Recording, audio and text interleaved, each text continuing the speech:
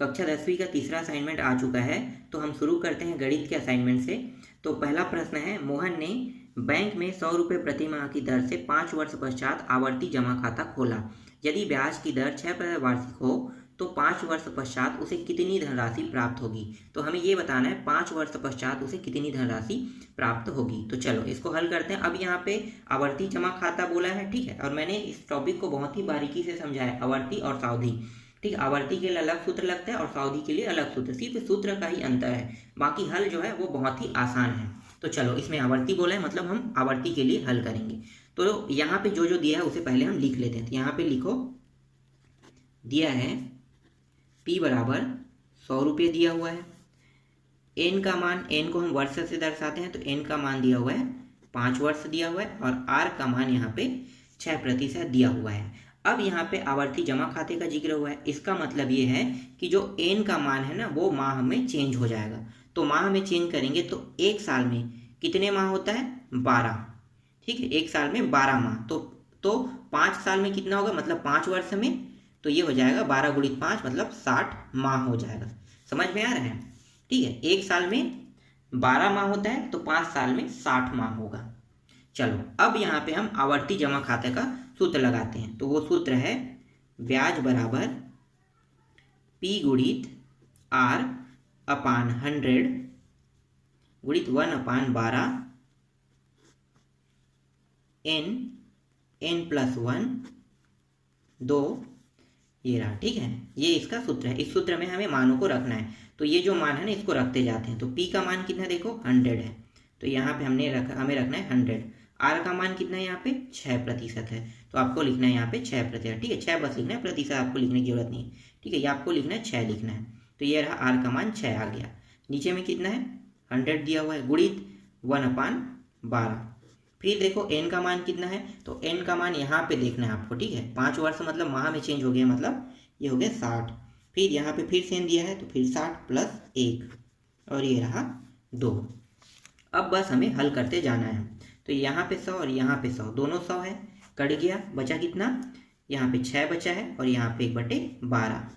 यहाँ पे देखो 2 एकम 2 तीसम, ये भी कट गया, बचा कितना 30 बचा, यहाँ पे 60 प्लस 1, और यहाँ पे नीचे में कुछ नहीं बचा है। ठीक है, यहाँ तक समझ में आ गया। चलो अब यहाँ पे देखो 6 एकम 6 दूनी, फिर कट गया, तो यहाँ पे बचा क्या, यहाँ पे बचा 1/2, और इस 30 का अंदर गुणा कर देंगे, तो ये हो गया 30 गुणित 60, और ये कितना होता है 61, तो ये हो गया 61 हो गया। अब इसको भी गुणा कर देते हैं 1/2 का अंदर, तो 1/2 गुणित 30 गुणित 61 हो जाएगा। यहाँ पे 2 एकम 2 15 कट गया, 15 को गुणा कर देते हैं 61 से, तो कितना होगा, तो ये हो जाएगा 15 एकम 15 मतलब एक बार, और ये गया 6, और ये हो गया 91 हो जाएगा, तो 915 रुपये हो जाएगा। तो यहाँ पे प्राप्त हो गया 915 रुपये। अब हम मोहन की कुल प्राप्त राशि निकाल लेते हैं। तो यहाँ पे लिखो, मोहन को कुल प्राप्त राशि, मोहन को कुल कितना राशि प्राप्त होगा ये निकालेंगे। अभी तो हमने सिर्फ ब्याज निकाला है ना, तो ब्याज के साथ हम कुल प्राप्त राशि निकाल लेते हैं। तो इसके लिए एक सूत्र है, ये भी लगा लेते हैं। तो P गुणित n प्लस ब्याज। ऐसा क्यों कर रहे हैं, देखो कुल राशि कैसे निकाला जाता है, जो मूलधन होता है ना उसमें हम माह को क्या कर देंगे, गुणा कर देंगे, वैसे ही करेंगे तभी तो निकलेगा ना। तो कुल जो राशि है, मतलब जो पैसे हैं, ठीक है, रुपये जो प्रति माह जमा कर रहा है उसके साथ कितने माह तक जमा कर रहा है। तो देखो ये प्रति माह जमा कर रहा है राशि P से दर्शा रहे हैं, और ये जो माह है वो कितने माह जमा कर रहे हैं उसको दर्शा रहे हैं। अब माह जमा करने के बाद जो ब्याज निकलेगा उसको हम क्या करेंगे, जोड़ देंगे, तो वो राशि प्राप्त हो जाएगा कुल राशि।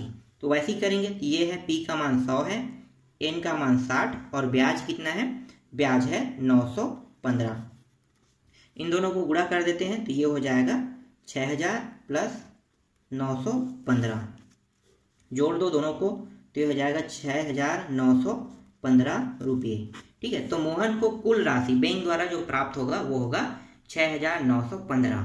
समझ में आ गया, पहला प्रश्न बन गया। चलो आगे देखते हैं दूसरा प्रश्न को। असाइनमेंट का दूसरा प्रश्न है श्री राम ने 30,000 रुपये 3 वर्ष के लिए सावधि जमा खाते में जमा कराए। यदि ब्याज की दर 6% वार्षिक हो तथा ब्याज 6 माही संयोजित होता है तो नियत तिथि पश्चात मिलने वाली धनराशि कितनी होगी। तो ये इस बार हमें बताना है नियत तिथि में मिलने वाली धनराशि को। तो यहाँ पे जो मैंने अभी जो प्रश्न आपको बता रहा हूँ ना, ये दोनों प्रश्न बहुत ही महत्वपूर्ण प्रश्न है। हो सकता है बोर्ड एग्जाम में आ जाए, क्योंकि पहला जो प्रश्न है ना वो 2018 के बोर्ड एग्जाम में आया था। तो इसीलिए वो दोनों प्रश्न ये दोनों प्रश्न जो मैं अभी बताने वाला हूँ और जो बताया हूँ वो दोनों के दोनों प्रश्न बहुत ही इंपॉर्टेंट है। इसीलिए मैं आपको समझा के बता रहा हूँ, और ये दोनों प्रश्नों में से कोई एक प्रश्न बोर्ड एग्जाम में आएगा ही आएगा। तो चलो अब इसको भी देख लेते हैं। तो श्री राम ने 30,000 रुपये ना, तो यहाँ पे लिखो, पहले दिया है कह के लिखना होता है, ठीक है। दिया है P बराबर यहाँ पे दिया हुआ है 30,000 रुपये, ठीक है। इसके बाद N का मान है, N का मान कितना है 3 वर्ष है, और R का मान जो है वो है 6% दिया हुआ है। अब यहाँ पे 6 माही ब्याज की गणना करना है। इसका मतलब है कि N का मान क्या हो जाएगा और R का मान क्या हो जाएगा, चेंज हो जाएगा। तो हम सबसे पहले N के मान को चेंज करते हैं। तो N का मान अभी क्या है 3 वर्ष के लिए, और 1 वर्ष की अगर गणना हो रहा है तब ये 3 वर्ष है। लेकिन यहाँ पे प्रश्न में क्या है 6 माही गणना। 6 माही गणने का मतलब है कि साल में 2 बार पटाना पड़ता है, ठीक है। तो साल में 2 बार उसे ब्याज मिल रहा है। तो यहाँ पे 2 बार मिल रहा है मतलब 1 साल में 2 बार, तो 2 से गुणा कर देंगे 3 का, तो कितना हो जाएगा 6 माही हो जाएगा। समझ में आ गया, 6 माही बन गया अभी। तो 6 माही तक उसे ब्याज मिलेगा। इसके बाद यहाँ पे प्रतिशत है। प्रतिशत क्या है, 1 साल में 6% होता है। तो अगर इसे 1 साल के बजाय अगर हम 6 माह में ही दे रहे हैं तो कितना हो जाएगा, 1 साल में तो हम 6 दे रहे हैं, तो आधा साल में कितना देंगे, आधा साल में इसे 3% मिलेगी, इसका आधा ही मिलेगा ना, तो 3%, तो 6 बटे क्या करेंगे 2 कर देंगे, तो ये हो जाएगा 3%, 6 माही हो जाएगा। ठीक, समझ में आया यहाँ तक। चलो आगे हल करते हैं। अब यहाँ पे जो सूत्र लगेगा वो कौन सा लगेगा, तो यहाँ पे इंपॉर्टेंट चीज़ ये है कि यहाँ पे जिक्र सावधि का किया है कि आवर्ती का किया है। तो यहाँ पे सावधि का जिक्र किया है, मतलब सावधि के लिए सूत्र लगेगा मिश्र धन वाला, ठीक है। तो मिश्र धन का सूत्र होता है, ए से दर्शाते हैं मिश्र धन को, P 1 + R/100, और ये रहा N। इस सूत्र में मानों को रखते जाएंगे। तो P का मान कितना है देख लो, 30,000 है, तो हम यहाँ पे लिखेंगे 30,000। फिर 1 + R का मान कितना है, तो R का मान देखो यहाँ पे कितना निकला 3%, तो ये हो जाएगा 3 और नीचे में 100। और N का मान कितना है, तो देखो N का मान 6 है, तो यहाँ पे आपको लिखना होगा 6। चलो आगे हल करते हैं। तो ये हो गया 30,000 गुणित पहले इसको हल कर लेते हैं। तो ये कट नहीं रहा है तो क्या करेंगे, 100 एकम 100, और 100 + 3 कितना होगा 103 हो जाएगा, 103/100, और ये हो गया 6 हो गया। तो ये हो गया 30,000 गुणित कितने बार है 6 बार, तो ये हो गया 103/100, 103/100 गुणित 103/100। हमें 6 बार इसी तरह से लिखना है, 103/100, 103/100, और है यहाँ पे 103/100, 1 2 3 4 5 6, ठीक है 6 बार हो गया। अब देखो यहाँ पे 2 शून्य, यहाँ पे 2 शून्य कट गए, ये भी 2 शून्य और ये भी 2 शून्य कट गया। अब इन सभी को क्या करेंगे, गुणा करेंगे। तो गुणा करेंगे तो बहुत लंबा चौड़ा जाएगा ना गुणा, तो मैं डायरेक्ट पहले से कर लिया हूँ, ठीक है। तो ये सभी का गुणा और इन सभी को भाग देने के बाद जो राशि आएगा, ठीक है, इसको गुणा करने के बाद भाग देने के बाद जो राशि आ रहा है मैं उसको यहाँ पे लिख लेता हूँ। तो वो मान आएगा 11,940, 11,940.52 आएगा, और गुणा इसके साथ 3 का कर देंगे। तो ये हो जाएगा, गुणा करने के बाद टोटल आ जाएगा 35,821.56 रुपये होगा। यही क्या है इसका आंसर है, हमें यही आंसर हमें इसमें निकालना था। समझ में आया। चलो आगे हल करते हैं तीसरा प्रश्न को। तीसरा प्रश्न है cos θ/1 - sin θ plus cos θ/1 + sin θ बराबर 4 यहाँ पे दिया हुआ है। अब इस प्रश्न को हमें हल करना है, तो चलो हल करते हैं। तो यहाँ पे ठीक है क्या करना है, यहाँ पे सबसे पहले हमें नीचे के मान को देखना है। तो देखो नीचे के दोनों मान बराबर नहीं है, मतलब लघुत्तम बराबर नहीं, तो क्या करेंगे दोनों का मान हम बराबर करेंगे तो लघुत्तम निकाल लेते हैं। तो कैसे करेंगे, इन दोनों का गुणा कर देंगे। तो गुणा कर दो, तो 1 - sin θ गुणित 1 + sin θ, दोनों का गुणा हो गया। अब क्या करेंगे, अब इसका गुणा इसके साथ होगा तिर्यक गुणा, और इसका गुणा इसके साथ तिर्यक होगा। तो कॉस थीटा के साथ गुणा हो रहा है इस मान का, तो 1 प्लस साइन थीटा प्लस यहाँ पे है कॉस थीटा, और इसका गुणा इसके साथ हो जाएगा, तो ये हो जाएगा 1 माइनस साइन थीटा हो जाएगा बराबर यहाँ पे 4।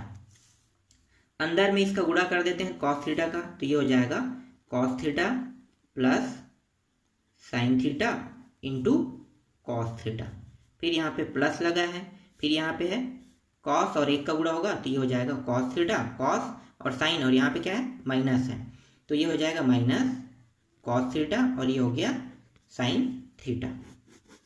नीचे में इन दोनों को गुणा करेंगे तो यहाँ पे डायरेक्ट मान है, देखो एक प्लस है एक माइनस में, तो एक प्लस और माइनस में रहता है तो यहाँ पे एक सूत्र लागू होता है। सूत्र क्या लागू होता है मैं आपको यहाँ पे नीचे में बता देता हूँ, उसके बाद मैं लिखूंगा। देखो a माइनस बी और a प्लस बी इस तरह से दिया होगा ना, तो a का वर्ग माइनस b का वर्ग, सीधा आपको यही लिखना है। तो सेम हम लिख लेते हैं, तो क्या है एक एक, मतलब यहाँ पे एक हो गया, और एक का वर्ग करने पर एक ही आएगा, तो मैं यहाँ पे क्या लिखूंगा एक बस लिखूंगा। यहाँ पे लगा चिन्ह क्या है प्लस और माइनस, क्या हो गया माइनस, देखो माइनस है, और दोनों का गुणा होने पर क्या हो जाएगा साइन का वर्ग थीटा हो जाएगा। समझ में आया ये सूत्र, इस तरह से ये सूत्र लगा है, तो यहाँ पे चुकी करके इस तरह से आप बता देना, ठीक है।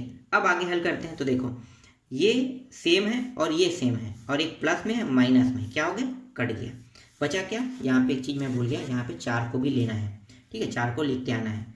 तो ये देखो ये दोनों कट गया, अब इन दोनों को जोड़ दो, तो जोड़ेंगे तो कितना होगा, ये हो जाएगा 2 कॉस थीटा हो जाएगा, और नीचे में क्या है 1 माइनस साइन स्क्वायर थीटा है, और यहाँ पे 4 है, ये हो गया 2 कॉस थीटा, और इसको अगर हम चेंज करेंगे तो इसे हम किस में चेंज कर सकते हैं, इसको हम चेंज कर सकते हैं कॉस स्क्वायर थीटा में, और बराबर 4। ये कैसे हुआ, तो यहाँ पे आप बता दो कि 1 माइनस साइन स्क्वायर थीटा बराबर होता है कॉस स्क्वायर थीटा होता है, ठीक। आगे हल करते हैं, तो ये हो गया कॉस और यहाँ पे वर्ग कट गया, ये वर्ग में और ये सिंगल था, तो सिंगल और वर्ग यहाँ पे कट गया, बचा क्या 2 अपान कॉस थीटा, कॉस थीटा बराबर यहाँ पे 4। यहाँ पे जो 2 है, सॉरी यहाँ पे 2 है, ठीक है, इसको यहीं पे रहने देते हैं। अब मैं क्या करूँगी, यहाँ पे थोड़ा सा चेंजेस करूँगा, इस 4 को मैं इस साइड ले आता हूँ, तो यहाँ पे आ जाएगा 2, ठीक है सॉरी 4, यहाँ पे आ गया 4, अब ये हो गया कॉस थीटा, यहाँ पे कुछ नहीं मतलब क्या है 1 है। अब 2 एकम 2 दूनी कट गया, तो यहाँ पे बचा क्या 1/2, और नीचे में बचा कॉस थीटा बराबर 1। अब कॉस को मैं ऊपर ले जाता हूँ, तो कॉस को ऊपर ले जाऊंगा तो क्या हो जाएगा, यहाँ पे सिर्फ बचेगा 1/2 बचेगा, और कॉस ऊपर जाके ये हो जाएगा कॉस थीटा हो जाएगा। अब टेबल देखना है हमें, त्रिकोणमिति सारणी, तो त्रिकोणमिति सारणी में कॉस थीटा के कितने अंश में ये होता है, तो ये जो मान है ना वो कॉस थीटा के 60 अंश में होता है, तो कॉस थीटा के 60 अंश का मान होता है 1/2, और यहाँ भी कॉस थीटा, दोनों में देखो यहाँ भी कॉस यहाँ भी कॉस, दोनों कॉस कट गया, बचा क्या 60 अंश बराबर थीटा बचा, तो थीटा का मान कितना है 60 अंश, यही इसका आंसर है। समझ में आया ये प्रश्न, चलो आगे हल करते हैं अगले प्रश्न को। चौथा प्रश्न है 10 15 अंश, 10 36 अंश, 10 45 अंश, 10 54 अंश, 10 75 अंश बराबर 1।